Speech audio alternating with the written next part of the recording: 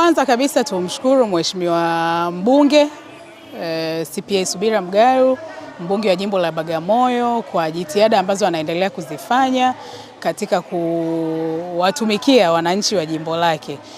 Na moja ya jitihada hizo ni kuandaa haya mafunzo ya leo kwa kushirikiana na Oryx kwa wananchi wa Bagamoyo, hususan wajasiriamali, mamalishe, wakaanga samaki. Kwa hiyo nimshukuru na kumpongeza sana. Amekuwa ni champion na yeye kwenye masuala mazima ya nishati safi. Lakini pia ameendelea kuunga mkono jitihada za Mheshimiwa Rais. Wote tunafahamu kwamba Mheshimiwa Rais Daktari Samia Suluhu Hassan yeye amekuwa ni champion kwenye masuala mazima ya nishati safi.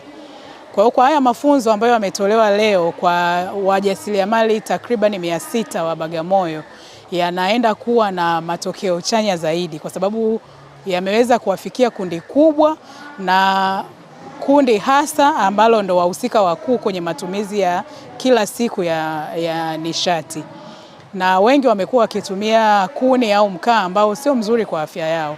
Kwa hiyo kupitia haya mafunzo ya leo ambayo yametolewa, yataenda kuwasaidia kuachana na matumizi hayo na kuhamia kwenye matumizi ya gesi ambayo ni kati ya nishati safi ambazo zinahamasishwa wananchi waweze kutumia. Tunaona hivi sasa wanaharibu ozone layer ambayo inatuletea joto kali, inatuletea ukame, inatuletea hali ya hewa ambayo sio nzuri kwa afya zetu za kila siku.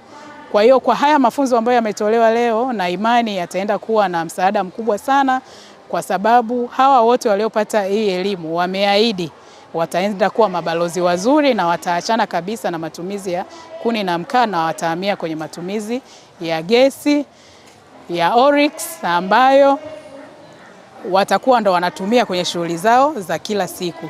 Na sambamba na wao wametuahidi pia wataenda kuwa mabalozi kwa wale ambao hawajapata fursa ya kuweza kushiriki leo hii na sisi. Kwa hiyo na imani kwa namba hii ya wajasiriamali 600, kila mmoja akienda kumwambia mtu mwingine, ina maana tutakuwa na zaidi ya watu 1200 wameweza kunufaika na mafunzo haya yaliyofanyika leo hii.